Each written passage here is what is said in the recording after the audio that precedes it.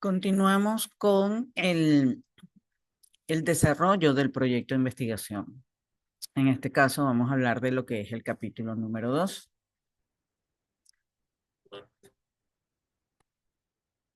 Perdón. El capítulo número 2 lleva como nombre marco referencial y es el aporte teórico, o sea, las teorías sobre lo que se está estudiando.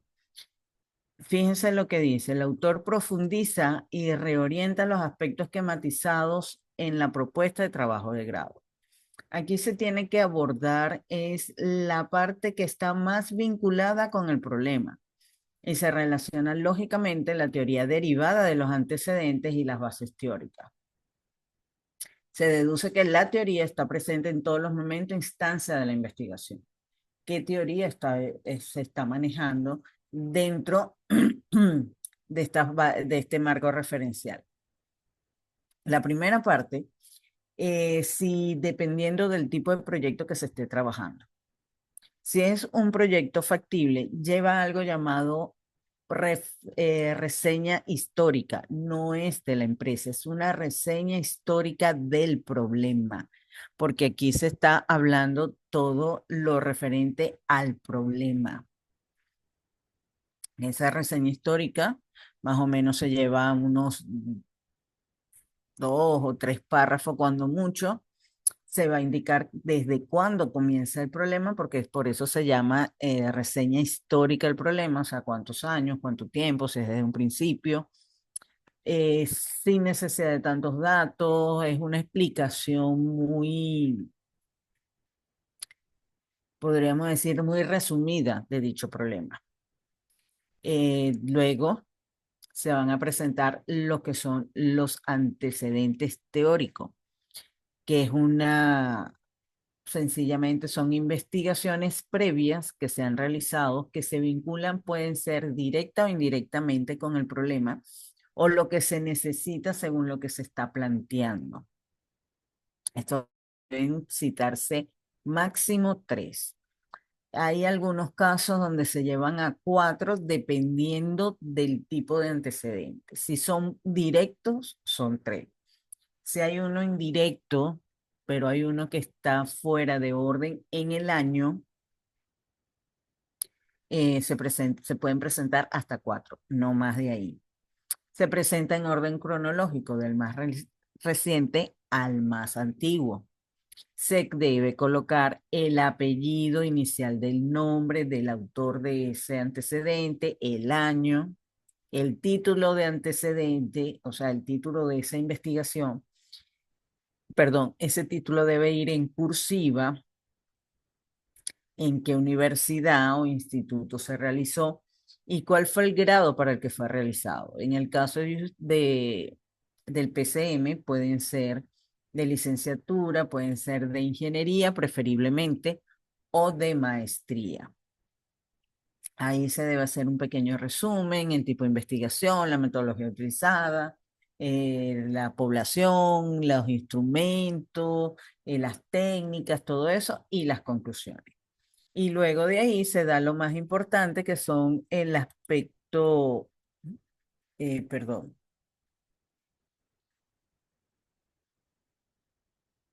pues, se da lo que es el aporte teórico, técnico, académico, que le da esa investigación a la investigación actual. O sea, me explico. Si el principal aporte es hacia las técnicas de las herramientas utilizadas en ingeniería, o es la forma de abordar el problema, o ayudó en lo que son las partes de las bases teóricas, eso se debe nombrar en el aporte. Cada antecedente debe llevar un aporte. De ahí se pasa a lo que son las bases teóricas. En las bases teóricas son los conocimientos existentes sobre el campo del saber, donde ya qué se ha hecho o cómo se maneja la parte de ese conocimiento a la realidad, o sea, lo que es el problema o lo que se está estudiando, los cuales están contenidos en diferentes documentos, libros, y ahí se debe manejar las citas bibliográficas. Esto deberían ir los teóricos, los técnicos, los metodológicos.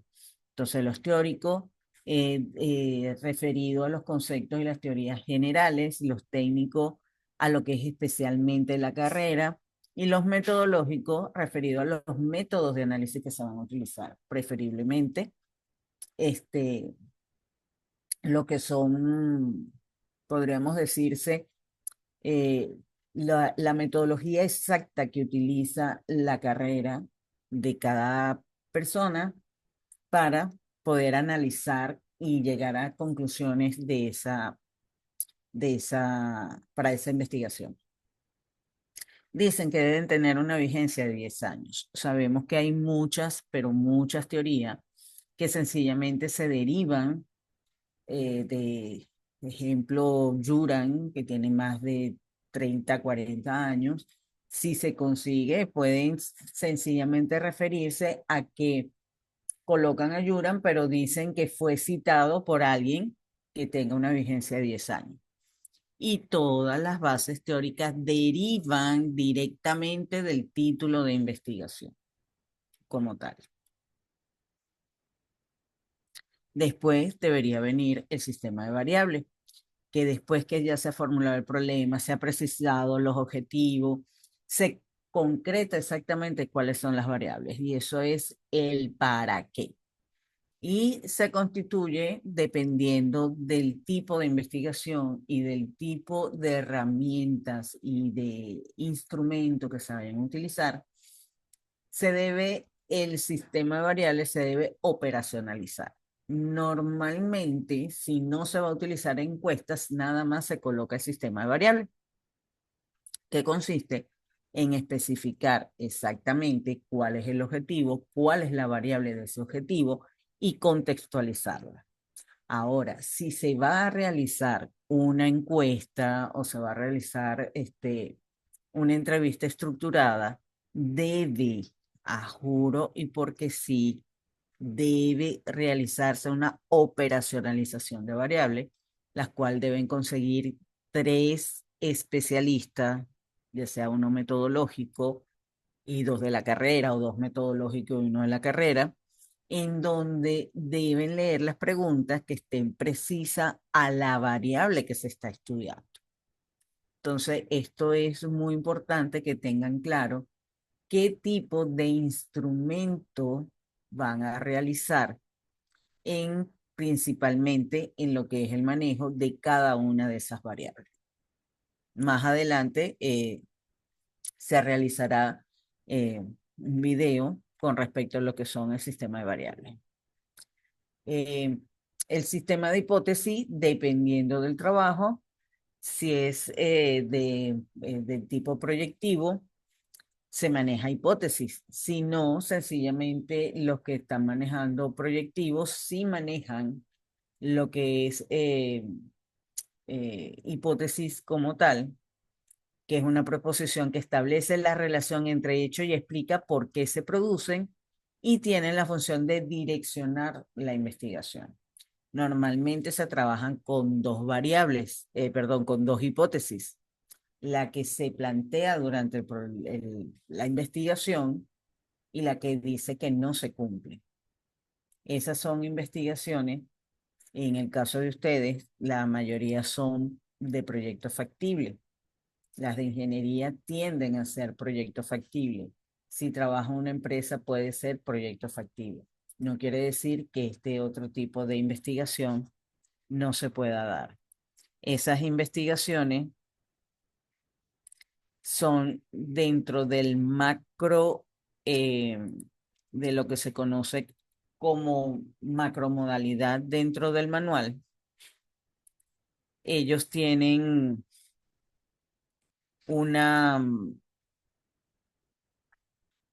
un término muy específico que son las que trabajan con documentales. Ahorita se me fue un poco, pero ya cuando lleguemos al siguiente video se lo explicaré de una forma mejor.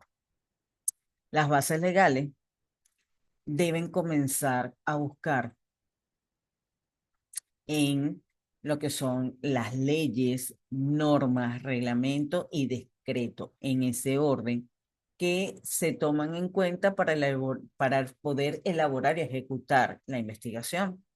Es la transcripción textual de la base legal. En caso de ser extensa, se redacta la finalidad de la misma y esta deben aparecer digitalizada en un CD si son muy extensas, por lo menos en el caso de arquitectura, si son empresas, ejemplo como el área de alimentos, que a veces dependiendo del tipo de alimento, tiene unas normativas muy específicas, pueden anexarse en el CD al colocarla al trabajo. Fíjense que esto va según la pirámide de Kelsen.